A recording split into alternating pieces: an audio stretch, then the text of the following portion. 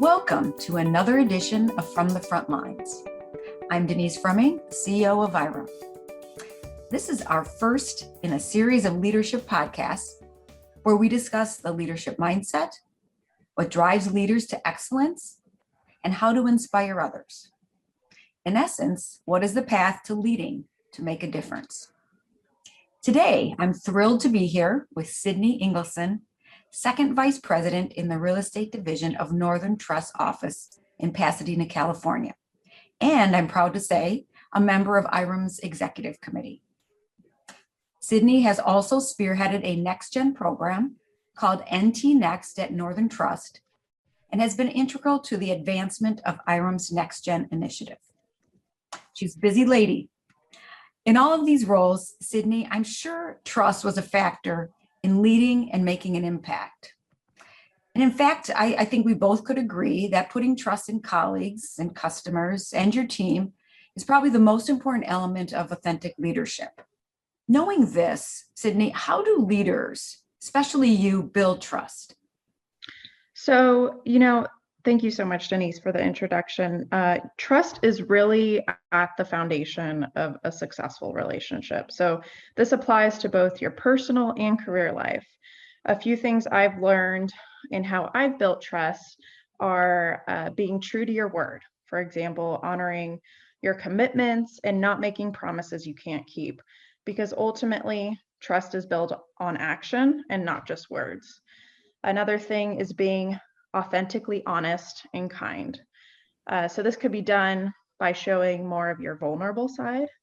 And this is also in the same playing field of not being judgmental, rather being supportive.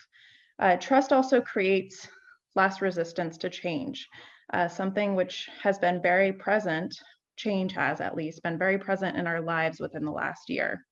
So all in all, remembering this, and also that trust takes time to build. It's definitely not overnight. Those are great thoughts. And I agree with you. It's a journey for sure. And it does take time. It's not just singular. And I loved what you said about, action and about being vulnerable. Being vulnerable is really hard as a leader because you open up. So those are some great thoughts.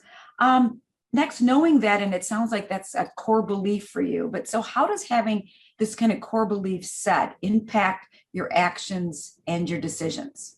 So having trust as a core belief impacts my decisions because ultimately it's not just about me. It'll turn into a domino effect, and it'll make you think of how does this action or decision impact my client, my team. This shifts the mentality from, an individualistic outlook to a team outlook. And I think it fosters collaboration, which then, really kind of leads you down a positive path and, fosters trust between your team as a whole. Mm-hmm. And I'm sure dealing with, as you said, clients, that's where trust is extremely important. And also when you are working with the next gen, with both of those programs, so I'm sure people come in with a different mindsets and then different experiences. You kind of have to get them all on the same page. Exactly. And you have to be honest, but also being very mindful of how you communicate your honesty really makes a difference in your delivery.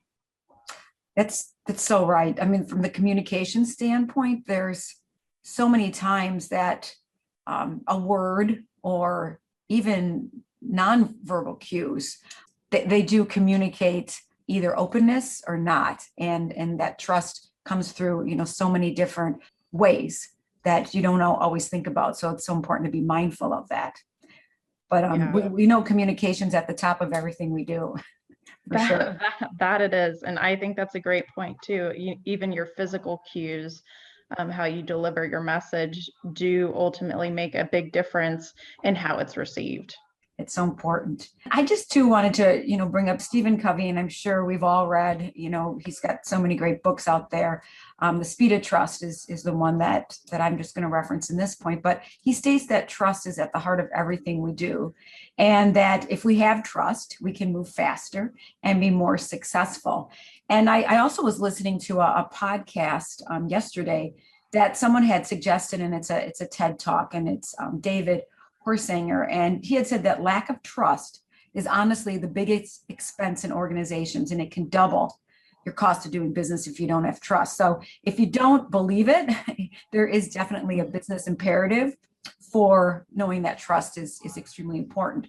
So with that, do you have an example of, kind of where trust allowed you or a team member to work more collaboratively or accomplish your goals more effectively?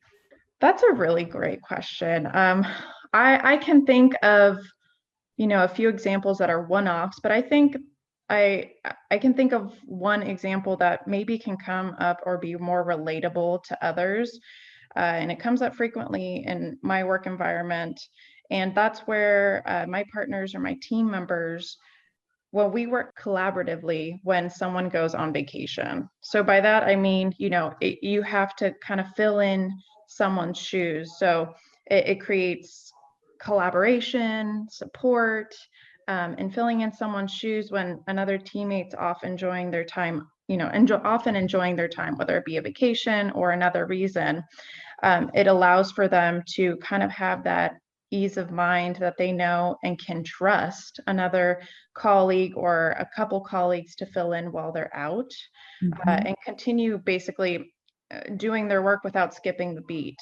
And, you can do this and accomplish this in many ways. Communicating effectively prior to going on vacation is prudent as well. So kind of having a list of where everything's at up until the date you're going out is helpful to fill in those shoes. But that's really something I think of that comes up so often during the year, where having trust is really kind of, it is pivotal in that, because you want to be able to kind of shift your mindset to vacation mode or whatever the case may be.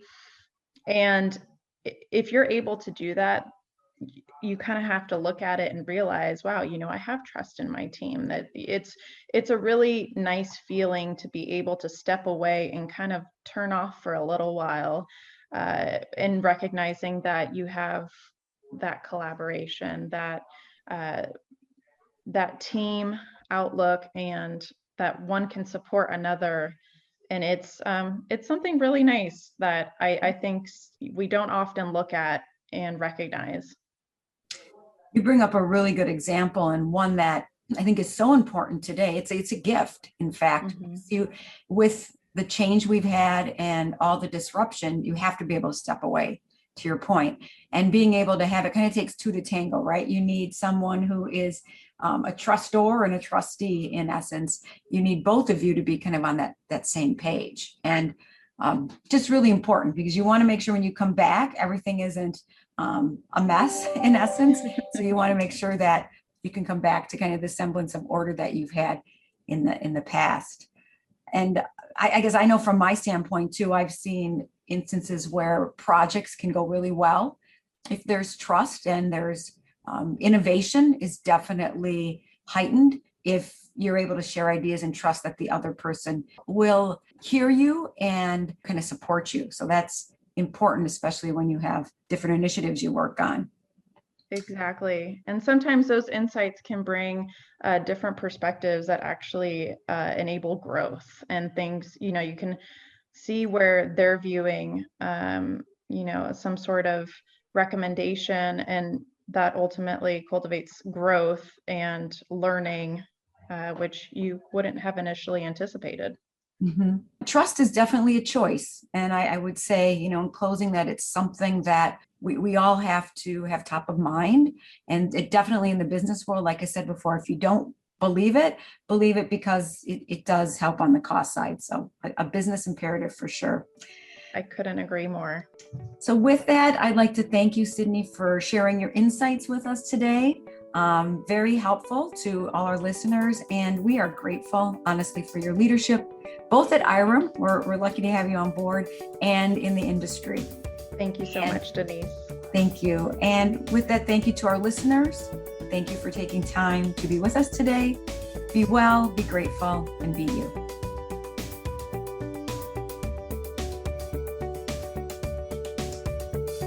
Visit irem.org for more knowledge to take on real estate management's most dynamic challenges.